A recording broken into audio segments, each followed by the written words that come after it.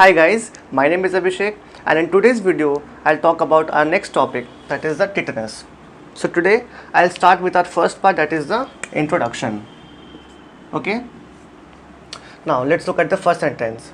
So the tetanus is also called as the locked jaw. That means the muscles of the jaws and neck, they get locked. Okay. Now just apply your common sense that if the muscles of the neck and jaws are locked, what can problems that can happen with this issue? The first being that there will be difficulty in mouth opening,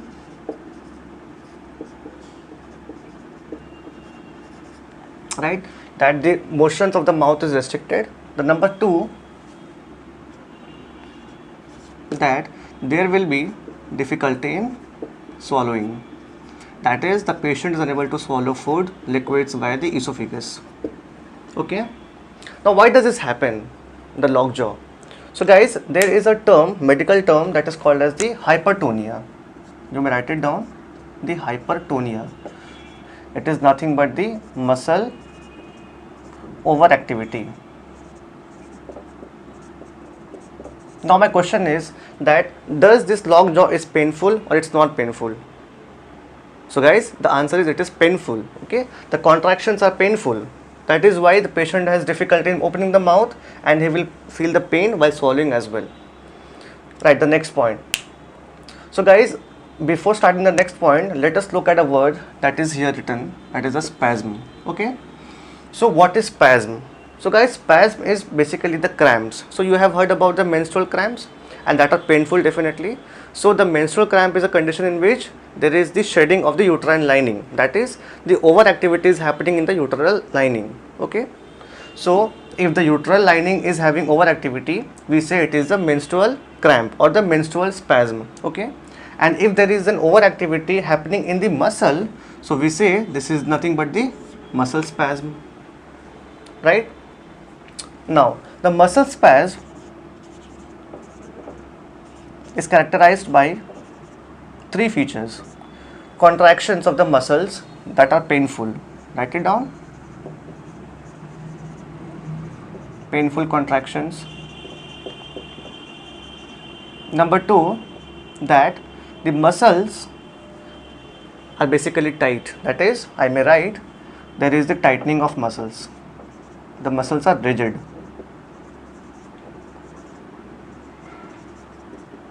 And the third is whether the muscle spasm is voluntary or involuntary. It is involuntary because we cannot control the actions. So write it down that the muscle spasm in tetanus, these are involuntary. Okay. Now the signals that is been transmitted from the brain to the from the brain and spinal cord to the muscle and tissues are the ones that are called as the motor neurons. These are the motor neurons which transmit the impulses. So somewhere there could be some kind of intense activity mechanism happening within these neurons that may lead to the muscle spasm. That is what is written, that it's a disease of nervous system characterized by intense activity of the motor neurons. These are the ones that transmit the impulse from the brain to the muscles. Okay, and that result in the severe muscle spasm. That is, all these conditions are what? They are in an excess level, in a severe level. The next, so guys, the bacteria that is the Clostridium tetani, which causes tetanus, it has some features. The number one, it is rod shaped. Okay, so this is a bacillus, that is the rod shaped. The number two, it is gram positive. So what is gram positive? Like for now you should remember that when we do the gram staining of the bacteria, they retain the crystal violet color. So this is something different. I'll talk about in the next lectures how we do the gram staining. But for now you should remember that the bacteria tetani, Clostridium tetani, it is gram positive. It retains the color. And the third point is that it is anaerobic. That means it can live without oxygen as well. So this becomes the anaerobic bacteria. Okay. Now the next feature. So in the next we talk about the clinical features, right? So the first is sign and then is symptom. So you should remember what is sign and symptom as well. It's very confusing actually. What is sign and what is symptom? So guys, sign is something that you can see in a patient, that is a character that can be observed. So I may write that the observable characteristics. Observable. But symptom is something that only the patient can experience. For example, you cannot see a muscle pain or a back pain in a patient. That is something a patient will experience, right? So this is a difference between sign and symptom. Now let's move on to the first point. So the spasm, that is the cramps. Remember, I told you that this spasm is nothing but the cramp, okay? That is the cramps of the respiratory muscles, they result in the respiratory failure. So just look at my previous video on the myocardial infarction. I used a term that is the cardiac failure. Remember? That is the cardiac failure. So guys, I define this as that when the heart fails to supply enough amount of blood, then it's called as a cardiac failure. Okay? So here, the main purpose of the heart was to supply the blood. But what is the main purpose of the respiratory system? So, the respiratory system has two main purposes. What are they? The first is the oxygenation of the blood.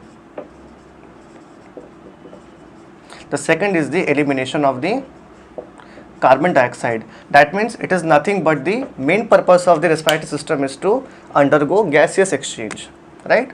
This is nothing but a gaseous exchange. So, when the respiratory system is unable to undergo these two processes, it fails to do that, we say this is the respiratory failure. Okay? And why it happens? Because the respiratory muscles, there is severe contraction that are painful, and because of what? The failure can happen, right? So guys, let us example that there is a blood vessel, okay, and it contains the blood, the distributed blood. Now what happens? For example, there is some leakage, right? So I may draw the leakage here, number 1, number 2 and number 3 leakage. And now the blood oozes out from the blood vessel, okay, and now it's present outside the blood vessel. That means here. So this is the blood vessel and this is the leakage. That when there is an excessive accumulation of the blood outside the blood vessel due to a leakage, then the condition is called as hematoma. Okay, that is, if there is a leakage, the blood oozes out from the blood vessel and gets accumulated into the surrounding structures, surrounding area, then we say it is the condition called as the hematoma, right? Now as you know that the blood is surrounded by tissues, that means all these structures at this part is nothing but the tissues. So there is more and more leakage and more bloods get accumulated, excessive blood is getting accumulated, right? And because of what? The tissues get rigid, there is tightness in the tissues, okay? One more thing, this particular thing basically happens in the abdominal side, that is in the belly area. So the belly area gets tight. So that is what is written, that if there is hematoma formation, if there is the accumulation of the blood in the tissues, it may lead to what? Rigidity, and it occurs in the basically belly area, that is the abdominal side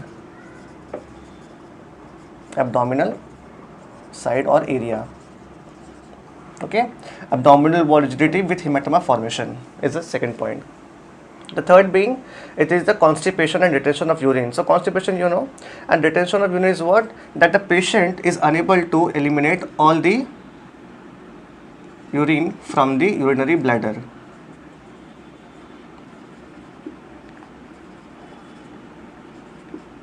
Okay, that means the elimination of the content of the urine is not happening. The patient is having difficulty in urinating is the third point. Then we have is a severe convulsion that leads to fractures and joint dislocations and tendon rupture. So guys, we have a new term, that is convulsion. So guys, my only purpose is that whatever the point may be, I have to make sure that I can explain all the contents and all the particular words that is not known. So now we have the next word, that is the convulsion. Okay, So I would not define this convulsion. We can simply write the features what a convulsion means. So the convulsions are, number one, that there is irregular, no, write it down like this, that the muscles undergo irregular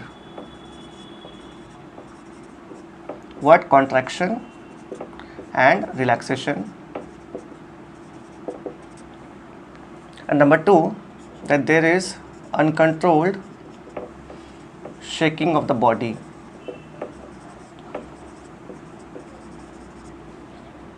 Okay, now just imagine, for example, this is a bone, right? The whole is a bone, and this is a muscle, and the bone is connected by the muscle by the help of tendon. This is the connecting structure, and this is the muscle, bone, tendon, and the muscles. So what it's written, that if there is irregular contraction and relaxation of the muscles in the convulsion, that means the muscles are contracting and relaxation is happening like this and this. So that may lead to finally intense activity between this, and the tendon may rupture. As simple as that.